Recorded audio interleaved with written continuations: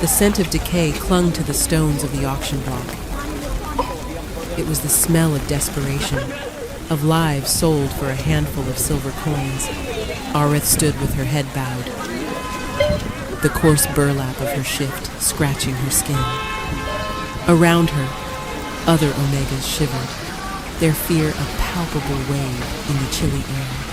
They were the unwanted, the flawed, the packless chattel to be haggled over. For them, this was a final, desperate chance. For Aurith, it was an execution. She was different, even among the outcasts. She was a pariah. While the others possessed the soft, yielding nature of their rank, they at least had a wolf slumbering within them. Aurith had only silence. She was wolfless, a hollow shell in a world defined by the spirit within. Her family, the once proud Silvermoons, had cast her out, their shame too great to bear the burden of a broken daughter. They had given her to the auctioneers without a backward glance. Her price, a pittance to cover their travel expenses.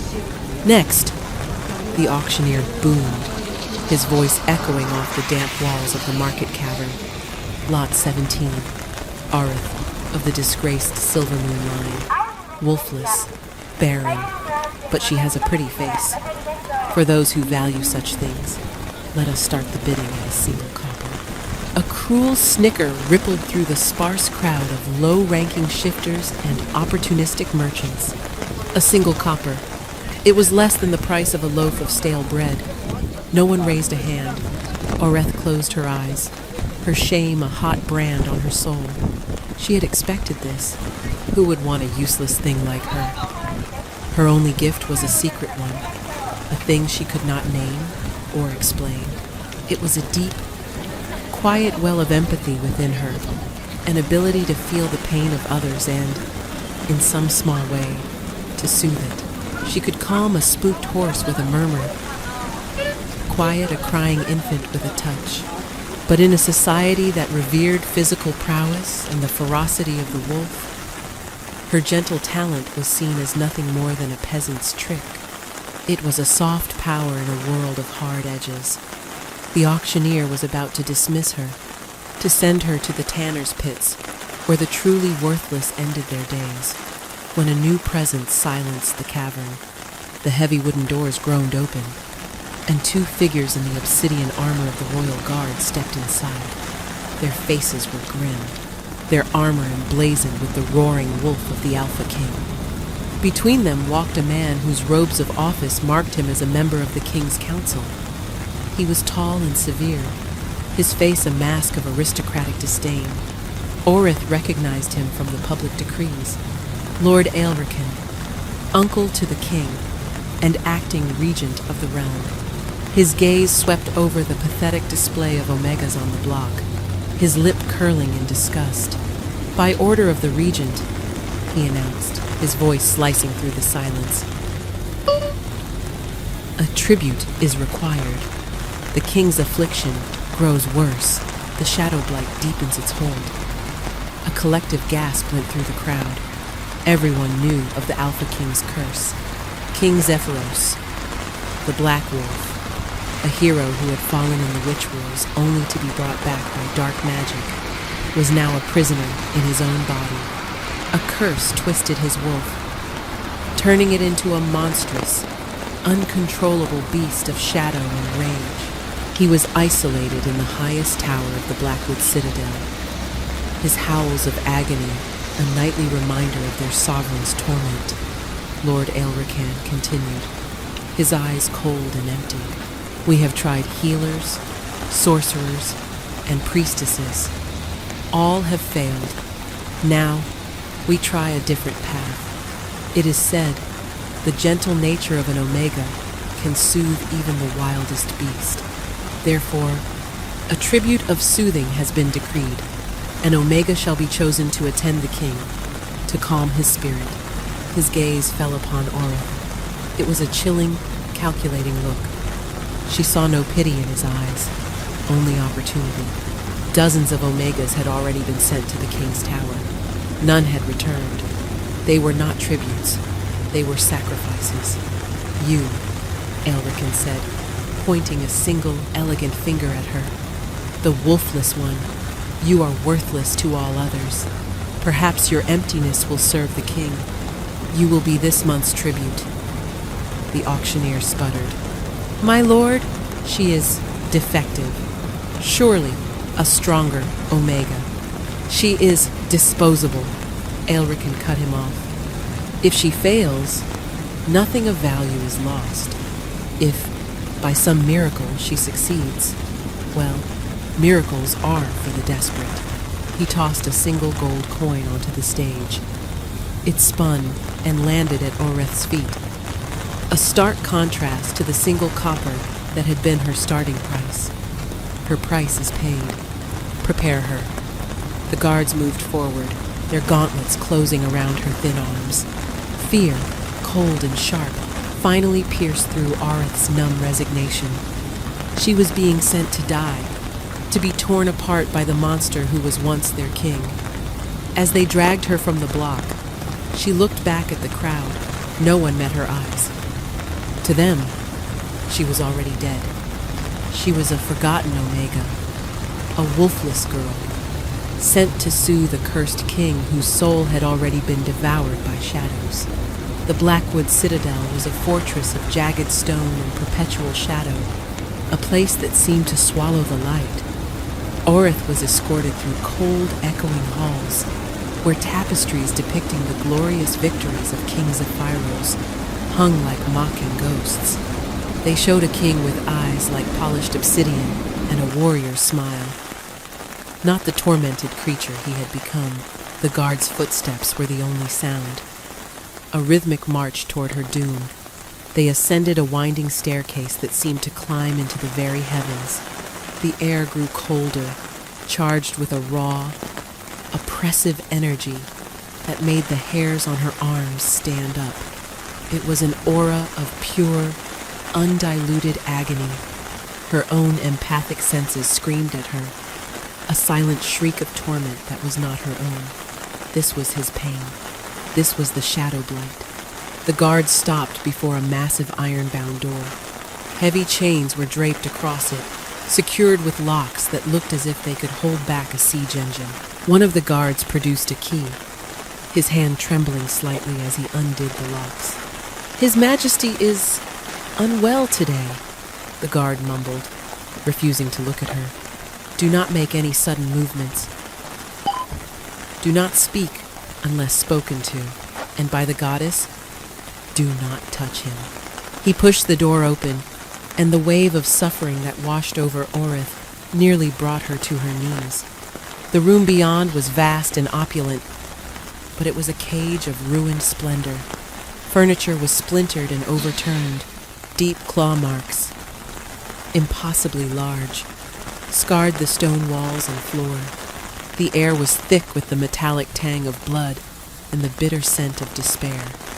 And in the center of the room, he was there.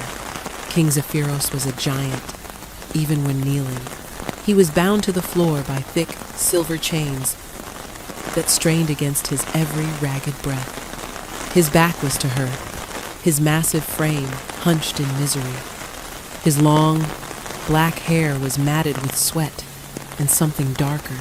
His skin, where she could see it, was pale and etched with writhing, black veins that seemed to pulse with a life of their own.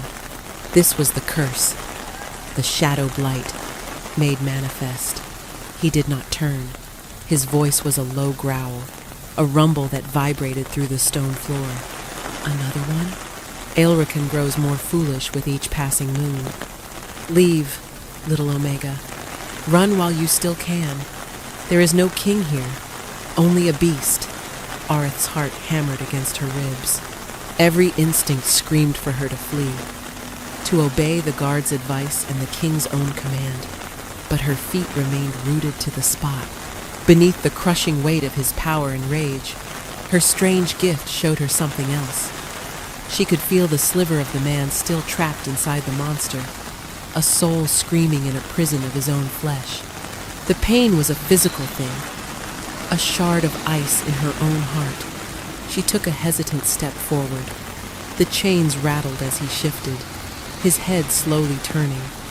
She saw his profile first, a sharp, aristocratic jaw clenched in a permanent snarl, a brow furrowed in eternal torment. Then he faced her fully, and she forgot how to breathe. He was beautiful, in a terrifying, broken way.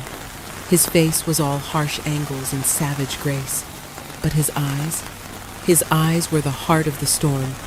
One was a deep, intelligent gray, the eye of a king. The other glowed with a malevolent crimson light, the eye of the beast. The shadow veins pulsed more violently on that side of his face, a creeping corruption that sought to claim him completely. "You are not afraid," he murmured, his voice laced with a dangerous curiosity. It was not a question. The others screamed. They wept. They begged. "You just stare." Aurith found her voice, though it was little more than a whisper. "Fear is a luxury, Your Majesty. I was sold for less than a loaf of bread. There is little left for me to be afraid of."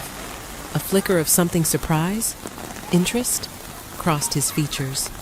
The red glow in his eye dimmed for a fraction of a second. "Wolfless," he stated, his gaze piercing. He could scent it on her, the blank space where her wolf should have been. "My uncle sends me a broken toy to play with." "How fitting."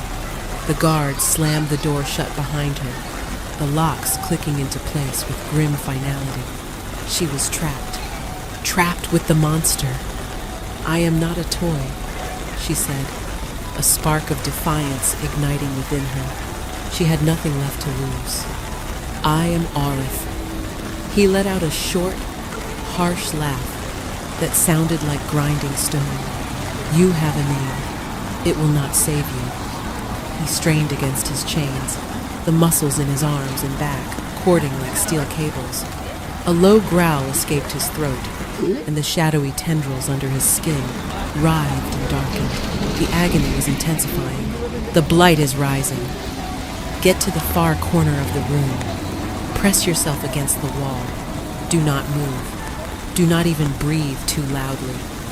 If you are lucky, it will not notice you when it takes me." He threw his head back and roared, a sound of such profound agony that Aurith felt it crack her own bones. It was the sound of a soul being ripped apart. The beast was coming. She should have been terrified, but all she felt was an overwhelming, heartbreaking wave of compassion for the suffering king. Aurith did not retreat to the corner. She stood her ground, her body trembling but her will a sudden unshakable pillar of steel. Watching him fight, watching him suffer for her potential safety, struck a chord deep within her. He was a king, even in chains, even as a monster. The shadowy veins on his body pulsed with a sickening rhythm, spreading like ink in water. His form began to distort, muscles swelling, bones cracking, and reshaping under the force of the malevolent magic. His screams became inhuman snarls. The beast was winning. Instead of hiding, Aurith took another step closer. "What are you doing, you little fool?" Zephyros snarled, his voice distorting, deepening. He was on all fours now, the transformation almost complete. "I told you to hide. You are still in there," she whispered, her voice barely audible over his pained growls. "I can feel you." Her own senses were on fire. The agony pouring off him was a physical assault. But through it, she felt the core of the man, the desperate, clawing will to survive, to protect, to remain himself. It was a tiny flicker of light in an overwhelming darkness. She focused on it. Without thinking, she began to speak. She spoke of the sun on the fields of her old home, of the taste of wild berries picked in the summer, of the lullabies her mother used to sing before the shame had turned her heart to stone. She did not tell a grand story. She offered him small, simple pieces of a life he could no longer touch. Her voice was soft, a quiet thread in the cacophony of his torment. She did not know if he could even hear her, But she kept speaking, pouring her own desperate hope into the words. The beast's rampage seemed to falter. The violent, thrashing against the chains lessened. Zephyros, or what was left of him, lifted his monstrous head. His eyes, now both glowing a feral crimson, fixed on her. The snarl was still on his lips, but a sliver of confusion tempered the rage. Why? The beast's voice rumbled, a strange hybrid of Zephyros's cadence and a guttural growl. Why do you not run? Because no one should have to suffer alone, Aurith answered, her gaze unwavering. For a long moment, the creature simply stared. The shadowy tendrils that made up its shifting form seemed to still, listening. The oppressive aura of pain in the room lessened by a fraction. It was as if her words, her simple presence, were a balm on a festering wound. The change was minuscule, almost imperceptible, but it was there. Slowly, painfully, the transformation began to reverse. The shadows receded, bones snapping back into place with sickening crunches. Zephyros collapsed onto the stone floor. His human form returned, though he was pale and shaking, drenched in a cold sweat. The chains hung loosely on him now. He lay there, panting, his head turned toward her. The crimson glow was gone from his eye, leaving only the weary gray of the king. How? He rasped, his voice raw. No one, nothing has ever pushed it back before, not even for a moment. I just talked, she said, her own knees feeling weak with relief. It was more than that, he said, pushing himself up into a sitting position. He looked at her with a new intensity, a calculating intelligence that was far more intimidating than the beast's rage. Who are you, wolfless girl? Before she could answer, the heavy door creaked open. Lord Aelrican stood on the threshold, flanked by his guards. He took in the scene, the exhausted king, the unbroken Omega, and a flicker of deep displeasure crossed his face before he masked it with a concerned frown. Zephyros, my dear nephew, are you well? We heard the roars. I feared the worst. His eyes slid to Aurith, cold and sharp. And you are still alive. How unexpected.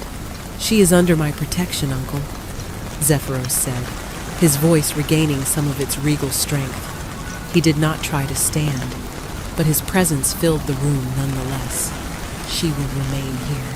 Of course, Aelrican said smoothly, though his eyes narrowed. Whatever brings you comfort, but a wolfless Omega, it is an embarrassment, the court whispers. They say you are so far gone you cling to a broken creature for solace. Let them whisper, Zephyros replied, his gaze locked with his uncle's. Their words are wind. She stays. Aelrican gave a tight, thin-lipped smile. As you wish, your majesty. He turned to Aurith. See that you continue to be useful. The king's favor is a fickle thing. With a final, lingering look that was both a warning and a threat, he swept from the room, the door closing behind him. The sound of the locks being fastened echoed once more, sealing Aurith inside her strange new prison. She was no longer just a sacrifice. She was a curiosity, a potential solution, and to a man like Lord Aelrican, that made her something far more dangerous, a problem to be eliminated. Days bled into a strange routine within the confines of the king's tower. Aurith was given simple servants' quarters adjoining Zephyros's main chamber, a small mercy that allowed her a sliver of privacy. Food was brought by silent guards who refused to meet her eyes. She was a ghost in the citadel, her existence known only to a few. Her purpose, however, became clearer with each passing day. She was an anchor for the king. When the tremors of the curse began, when the shadow veins darkened on his skin, she would speak to him. She would sit, just out of his reach, and fill the oppressive silence with stories.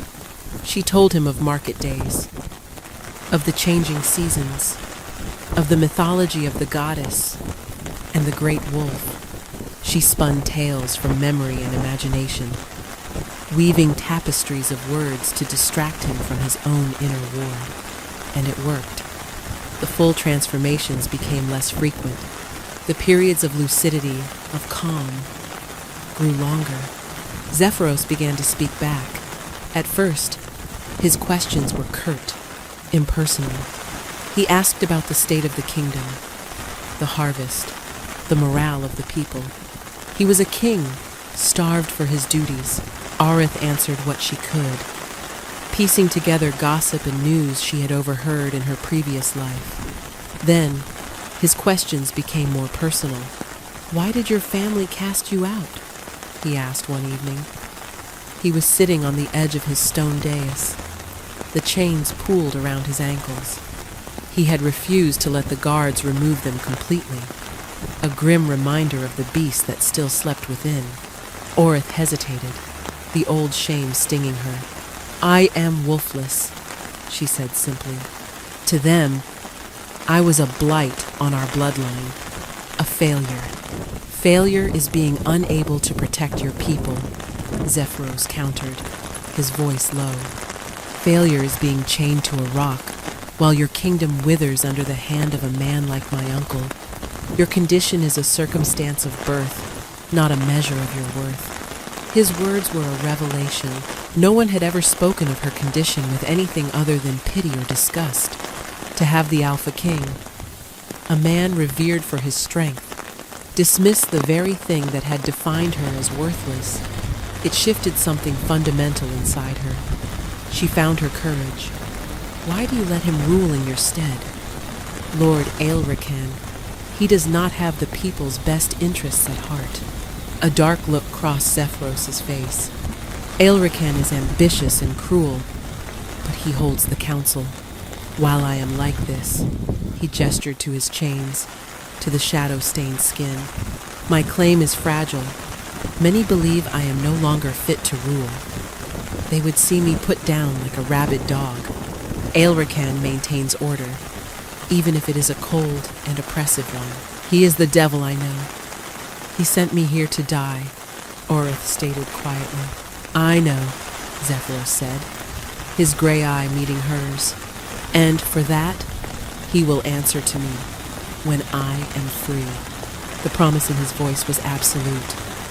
In that moment, he was not a monster.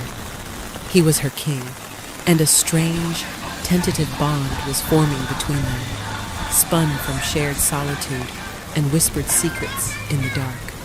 He began to see past the wolfless Omega and saw Aurith, a woman of quiet strength and surprising resilience. And she, in turn, saw past the cursed beast to the noble, tormented man trapped within. This fragile peace, however, was not destined to last. One afternoon, Lord Aelrican came to the tower again. This time, he did not address the king. He came straight to Aurith, who was mending one of Zephyros' old tunics. "The court grows restless," Aelrican said, his voice a venomous whisper. He circled her like a predator. "They speak of the king's miraculous improvement, and they speak your name, the wolfless witch who has ensnared our tormented monarch." "I am no witch," Aurith said, keeping her hands steady on her sewing. "No? Then what are you?" he sneered. "You are a nobody, a disgrace, and you are interfering with the natural course of things." He leaned closer, his voice dropping. "The king's curse is a judgment from the goddess. It must run its course. Your presence here is a blasphemy. End it. Fail in your duties. Let the beast take him. It would be a mercy for him and a reward for you." He pressed a small, heavy pouch into her hand. It jingled with the sound of gold. "Leave the citadel," he hissed. "Disappear, and you will live out your days in comfort. Defy me, and I will expose you as a charlatan and a spy. I will have you burned. Aurith's hand closed around the pouch. The gold was cold and hard against her skin. She looked from Aelrican's cruel face to the shadowed corner where Zephyros sat, watching, listening, his expression unreadable. For the first time in her life, she had something to protect, something more valuable than gold or her own safety. She met Aelrican's gaze, her own clear and defiant. No. She let the pouch of gold drop to the floor, the coins scattering across the stones with a final, ringing sound. Aelrican's face contorted into a mask of pure fury. You have made a grave mistake, little Omega. From the corner, a low growl echoed, and the chains rattled ominously. Aelrican took a half step back, his eyes darting toward the king. Zephyros was on his feet, the shadows writhing around him, his gray eye blazing with a cold, protective fire. "Get out!" the king commanded, his voice deadly quiet. "And do not threaten what is mine again." His plans shattered, but his hatred for Aurith now cemented into something lethal. The night after Aelrican's threat was different. A storm raged outside the citadel, mirroring the tempest inside the king's soul. The curse was fighting back, angered by the progress Zephyros had made, by the hope Aurith had kindled. The pain was more intense than she had ever seen it. Zephyros thrashed against his chains, his roars of agony shaking the very foundations of the tower. Her stories were not working. Her soothing words were swallowed by the storm of his suffering. The shadows were consuming him, faster and more completely than ever before. He was losing. "Aurith!" he choked out, his voice a desperate plea from within the rising tide of darkness. "Get back. It's too strong this time." His body convulsed, bones snapping and reforming with horrifying speed. The transformation was absolute. Where the king had been, now stood the shadow beast. It was larger than a dire wolf, a creature of nightmare made solid. Its fur was shifting shadow, its claws were obsidian razors, and its eyes burned like twin coals from hell. The silver chains, weakened by countless assaults, strained and then snapped, the links flying across the room like shrapnel. The beast was free. Aurith was frozen, not with fear, but with a terrible, the aching sorrow. This was the monster everyone feared, the creature that had slain guards and ripped Omegas to shreds. It took a step toward her, its massive head low, a guttural snarl vibrating in its chest. The room was filled with its predatory scent, a mixture of ozone, blood, and ancient magic. This was it. This was the death Aelrican had promised her. But as the beast loomed over her, its shadow falling across her like a shroud, she saw something in its burning eyes. Beneath the feral rage, she saw the flicker she had sensed before, the trapped soul, the agony of Zephyros, a prisoner in his own monstrous form. The beast was not just a killer, it was a cage of suffering. It opened its jaws, revealing rows of shadow-forged teeth. A blast of hot, foul air washed over her. It was going to end it. Instead of screaming, instead of running, Aurith did the most irrational thing she had ever done in her life. She raised a trembling hand. The beast paused, its head cocked, clearly not expecting this. "Zephyros," she whispered, her voice shaking but clear. "I am not afraid of you. I see you." She reached out and placed her palm flat against the creature's massive, shadowy snout. The moment her skin touched its form, a jolt, like lightning, shot up her arm. The beast recoiled with a yelp of what sounded like pained surprise. But it did not attack.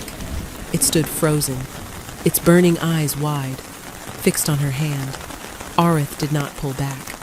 She held her ground, channeling every ounce of her strange, empathic gift into her touch. She did not try to fight the darkness. She tried to reach the man inside it. She flooded the connection with her own quiet strength, with her unwavering belief in the king he was, with the fragile, budding affection she felt for him. The shadow flesh beneath her palm felt like solid ice and burning fire all at once. The beast let out a low whine, a sound of utter confusion and pain. The raging inferno in its eyes began to dim. For a breathtaking second, the monstrous form flickered, and she saw Zephyros's face superimposed over the beast's, his eyes filled with shock and a dawning, incredulous hope. He had felt her. He had felt her touch, not as an attack, but as an anchor. The effort was immense.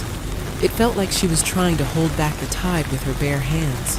The darkness fought her, a sentient, hateful force that recoiled from her light. But she held on, pouring more and more of herself into the connection, with a final, soul-shattering howl that was equal parts rage and relief. The beast collapsed. The shadows imploded, dissolving into smoke and whispers, leaving Zephyros lying naked and unconscious on the cold stone floor, completely human. The writhing black veins were gone, his skin pale but clear. For the first time since she had arrived, he looked peaceful. Arith fell to her knees, panting, the adrenaline leaving her weak and trembling. She had faced the monster and survived. More than that, she had touched the man inside and pulled him back from the brink. She crawled over to him, her heart aching. She gently brushed a strand of black hair from his face. He was no longer just her king or her captor. He was Zephyros, and she was terrifyingly, hopelessly falling for him. Zephyros awoke slowly, the familiar ache of the curse's aftermath, a dull thrum in his bones. But something was different.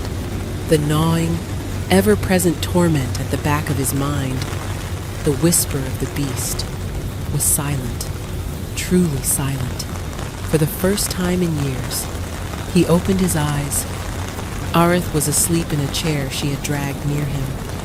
A worn blanket wrapped around her shoulders.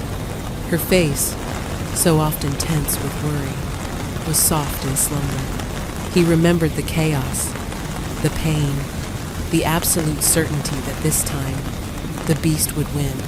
He remembered the chains breaking, and then he remembered her small, defiant figure standing before the monster, her whispered words, her hand. He remembered the shock of her touch, not a brand of pain or fear, but a cool, soothing balm that had pierced through the layers of rage and agony to the core of him. It had been like a drowning man finding a single breath of air. He pushed himself up, his muscles protesting. He was weak, but he was clear. He was whole. He looked at his hands, his arms. The shadow veins were gone, not faded, not dormant, gone.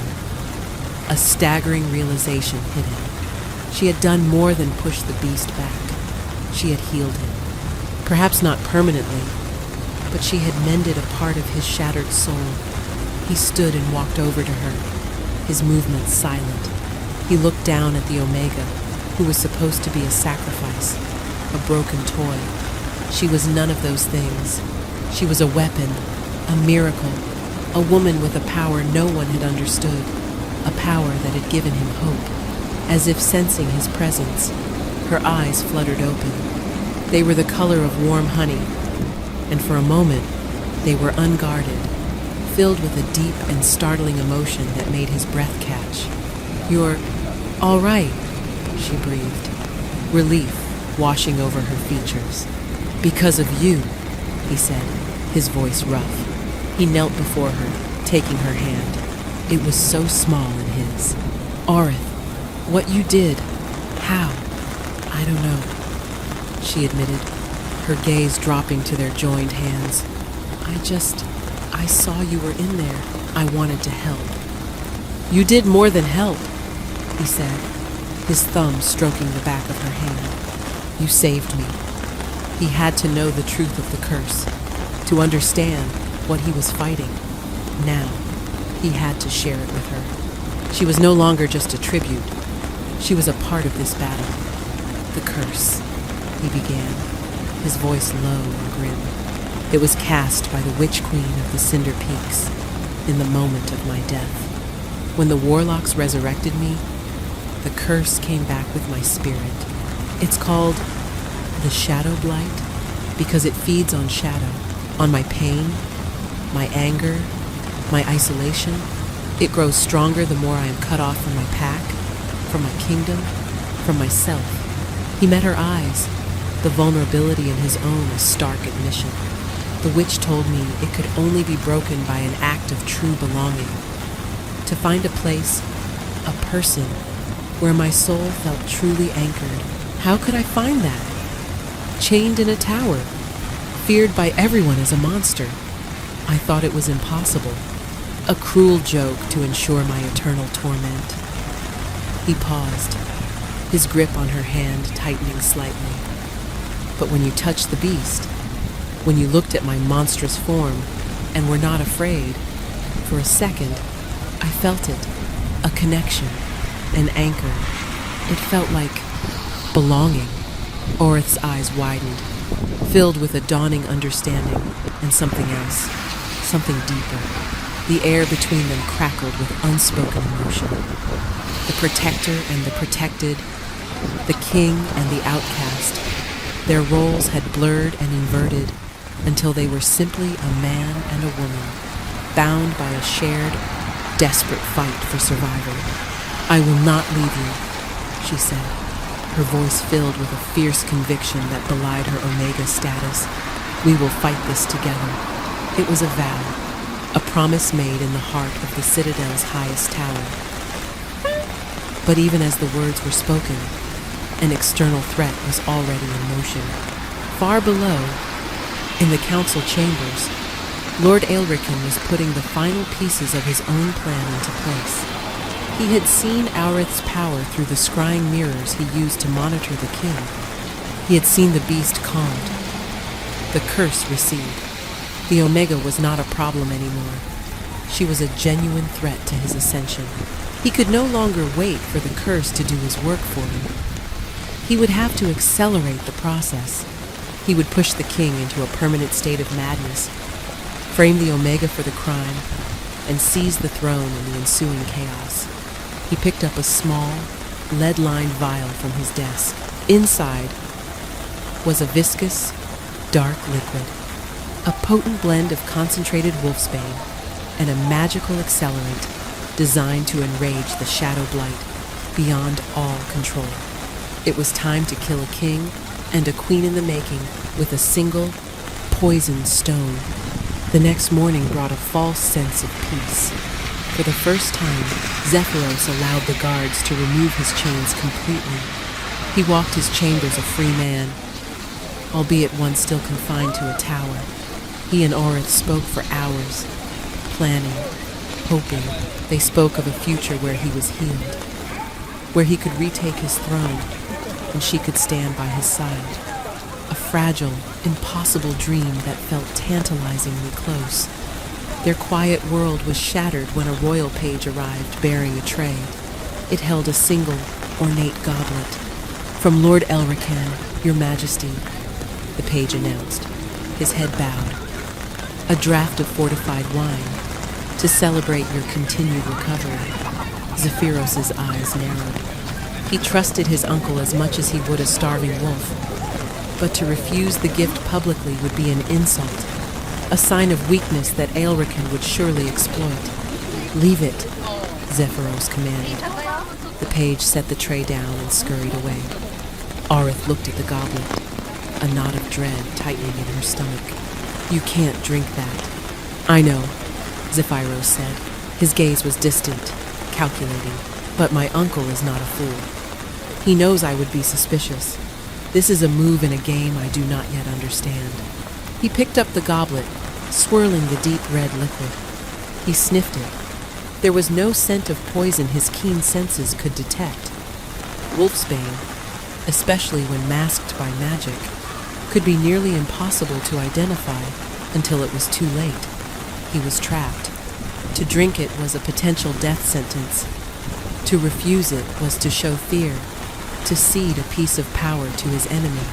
Before he could make a decision, a commotion erupted outside the door. Shouts. A clash of steel. The door burst open and a guard stumbled in, his face pale with panic. "My king! The lower levels. There's an attack. Rebels in the dungeons. They've freed the prisoners." Zephyros's head snapped up, his kingly instincts overriding everything else. It was a classic pincer move. Create a crisis to distract from the true attack. Aelrican was making his move. "He's trying to divide my loyal guards," Zephyros snarled. "It's a feint." But even as he said it, a tremor ran through him. A sharp, searing pain lanced through his veins. He looked down at his hand, the one holding the goblet. A thin, almost invisible needle, coated in the dark poison, had been embedded in the filigree of the cup's stem. It had pricked his finger, a tiny, insignificant wound that had delivered a fatal dose. He dropped the goblet, which shattered on the floor. "Aurith, run!" he gasped as the poison hit him like a physical blow. It was instantaneous and brutal.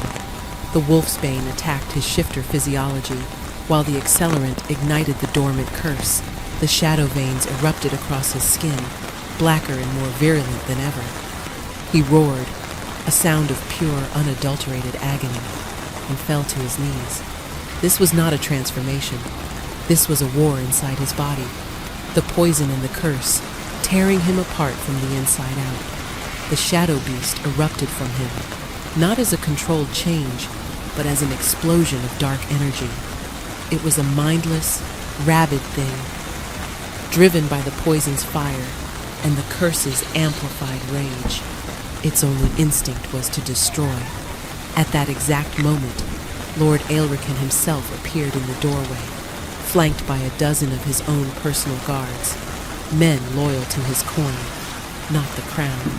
"Behold," Aelrican cried, his voice ringing with false horror for the benefit of any onlookers.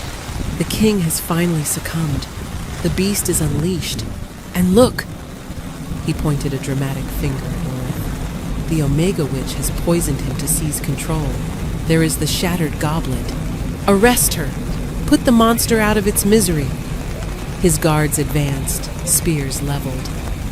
They were creating a circle, trapping Aurith with the raging, mindless beast. Aelrican's plan was perfect. The beast would kill Aurith, and his guards would kill the beast. He would be seen as the savior of the citadel, the reluctant hero forced to put down his mad nephew. The beast, roaring in agony, turned its burning eyes on the closest thing to it, Aurith. It saw only a target for its pain. It lunged. Time seemed to slow to a crawl.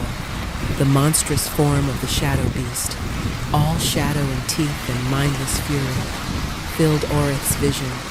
There was nowhere to run.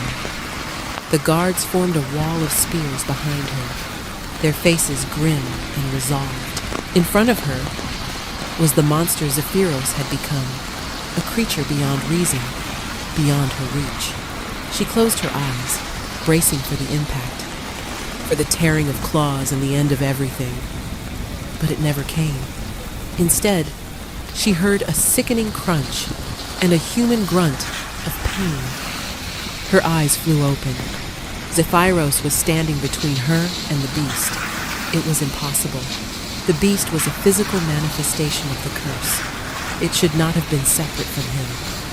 Yet here he was, in his human form, though he looked like a wraith.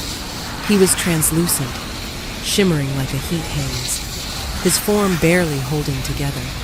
He had somehow torn his spirit free from the rampaging monster, a feat of will that was actively killing him. His translucent hand was pressed against the beast's chest, holding it back. The monster snarled and swiped, its shadowy claws passing right through his ghostly form, yet he held it at bay. "I will not let you hurt her," his spirit voice echoed in the room, faint and strained. It was his ultimate choice, with his body being destroyed by poison, and his wolf turned into a mindless engine of destruction. He had used the last of his will, the very essence of his soul, to shield her. Protecting the forgotten Omega was more important than his own survival, more important than his life, his crown, his very soul. This was his act of true belonging. Aelrican stared, his jaw agape in disbelief. What sorcery is this? Kill them both. But as the guards hesitated, awestruck by the impossible sight, Orith understood. He had chosen her. He had anchored his soul to her. And in that moment, something inside her, something that had been dormant and silent her entire life, answered his call. A warmth spread from her chest, a feeling like the first sun of spring after a long, hard winter. It was a power she never knew she possessed. The full, untapped force of her empathic soul, awakened by his sacrifice. Love, fierce and absolute, flooded through her. She didn't run from the beast. She ran to Zephyros's shimmering, fading spirit. "No!" she cried, her voice ringing with a newfound power. "You will not die!" She threw her arms around his ghostly form, and as she did, she pushed past him, past the barrier of his spirit, and came face to face with the monster. It roared in her face, its breath a vortex of cold despair. She did not hesitate. She rose on her toes, reached up, and pressed her lips to the place where the beast's mouth would be. She kissed the monster. It was not a soft, romantic gesture. It was an act of war. She poured all of herself into that kiss, her love, her hope, her defiance, her soul's own light. It was a direct assault on the curse itself, her pure, untainted empathy. The very essence of her soft power met the ancient, hateful magic of the Shadow Blight head-on. For a second, there was only silence. Then, light exploded from their point of contact. A brilliant, blinding golden light that threw everyone in the room back. It was not a fire that burned, but a light that healed, that purified. The shadow beast shrieked, a sound of dissolving hate, as the light consumed it, broke it apart, and burned it into nothingness. The light coalesced, flowing back into Zephyros's spirit form, and then into his physical body, which lay crumpled on the floor. It sealed the wound of the curse, purged the wolfsbane from his veins, and rekindled the dying embers of his life force. The light faded, leaving the room in a stunned, ringing silence. Zephyros lay on the floor, no longer poisoned, no longer cursed. The shadow veins were gone forever. He was simply himself. As he took a deep, shuddering breath, a new light began to glow around him and Arith. It was a soft, golden aura, a visible manifestation of a bond snapping into place, ancient and unbreakable. The mating bond. On Orith's neck, just below her ear, a mark began to form. Not a bite, but an elegant swirl of golden light that settled into her skin like a tattoo, the mark of the Luna Queen. Lord Aelrican stared, his face a mask of horror and utter defeat. His perfect plan had not just failed. It had created the one thing he had sought to prevent, a healed, powerful king, and a queen by his side whose power was beyond his comprehension. Zephyros's eyes opened. They were clear, both of them the color of a calm storm. He looked at Arith, and his gaze was filled with a love and reverence that was as bright as the light that had just saved them. "Mate," he breathed, and the world realigned itself around that single word. The royal guard, the ones loyal to the crown, finally broke through the blockade in the lower levels and stormed the tower room. They found a scene of utter confusion. Lord Aelrican's personal guards looking stunned, Aelrican himself pale with fury, and in the center of it all, their king, alive and whole, getting to his feet. Beside him stood the Omega tribute, a glowing golden mark adorning her neck. "Seize him!" Zephyros commanded, his voice no longer strained by pain, but ringing with the absolute authority of the Alpha King. He pointed a single steady finger at his uncle. "Lord Aelrican is a traitor to the crown. He attempted to murder his king and usurp the throne. Aelrican's guards, mercenaries bought with coin, looked from the powerless regent to the radiant, undeniably powerful king. Their loyalty evaporated in an instant. They dropped their weapons. The royal guard swarmed forward, clapping Aelrican in irons before he could utter a single word of protest. His reign of cold ambition was over. Zephyros paid the chaos no mind. He had eyes only for Orith. He crossed the room in 2 long strides and cupped her face in his hands, his touch gentle, reverent. "You saved me," he murmured, his thumbs tracing her cheekbones. "You saved us all. You saved me first," she whispered back, her heart feeling too large for her chest. The golden bond between them pulsed with warmth, a constant, comforting presence. It was a connection that went deeper than words, a perfect understanding that flowed between their souls. In that moment, something shifted within her. The silent, empty space inside her where her wolf should have been suddenly sparked with life. It was not the savage, demanding presence of an alpha or beta wolf. It was something different. A gentle, steady warmth, like the roots of an ancient tree, awakening from a long slumber. Her wolf was not gone. It had been waiting for him, waiting for her to become whole. Zephyros felt it through their new bond. His eyes widened. "Your wolf," she nodded, a slow, wondrous smile spreading across her face. She was no longer broken. She was complete. Days later, the great hall of the citadel was packed with the lords and ladies of the shifter world. They had been summoned by their returned king. Whispers filled the hall. They spoke of the traitor Aelrican languishing in the dungeons. They spoke of the king's miraculous recovery.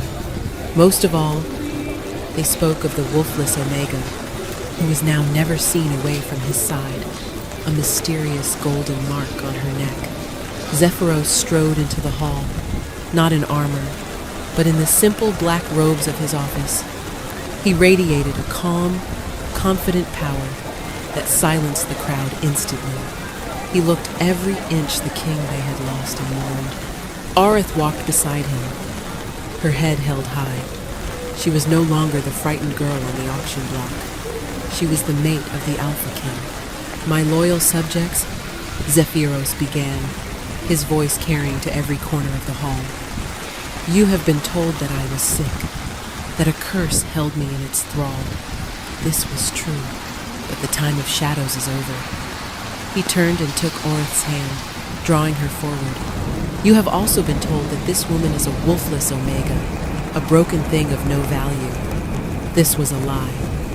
He lifted their joined hands. "This is Orith, my mate, my queen, and your savior." It was her strength that broke the curse, her courage that exposed the traitor in our midst, her power, a power not of claw and fang, but of heart and soul, that has healed your king.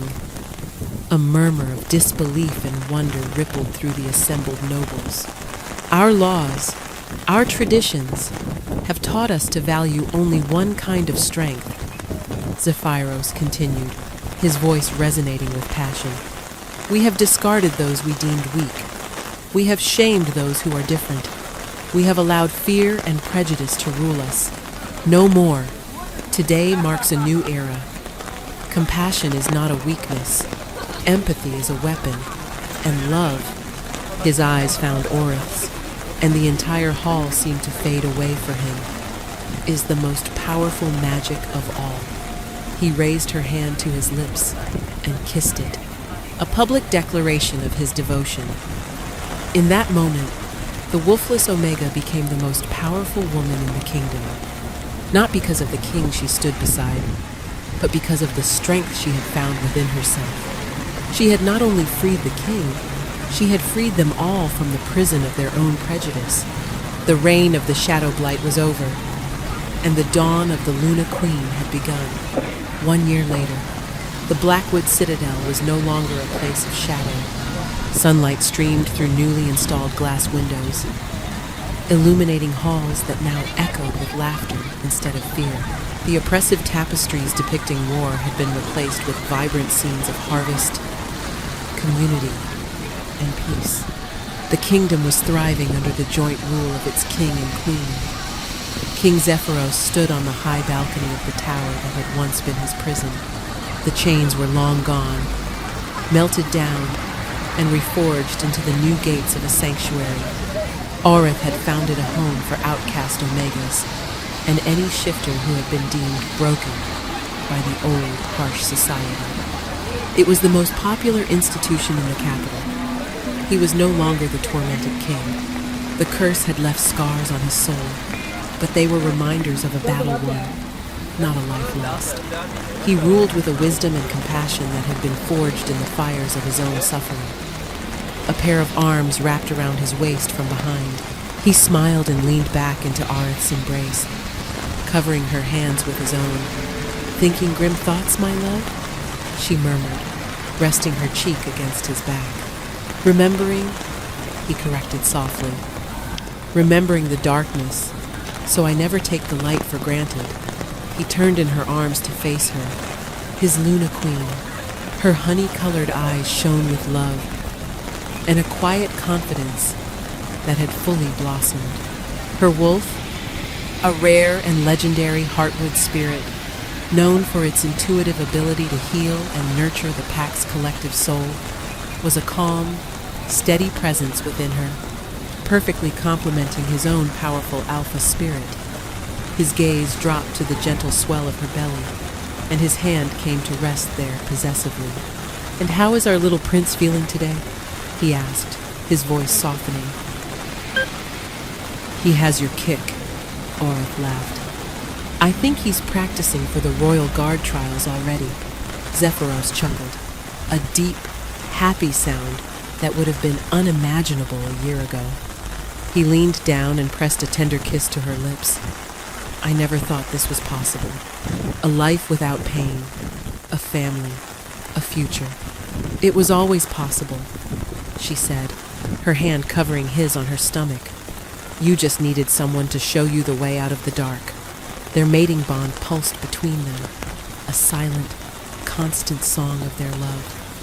Below them, in the courtyard, children of all ranks, Alpha, Beta, and Omega, played together.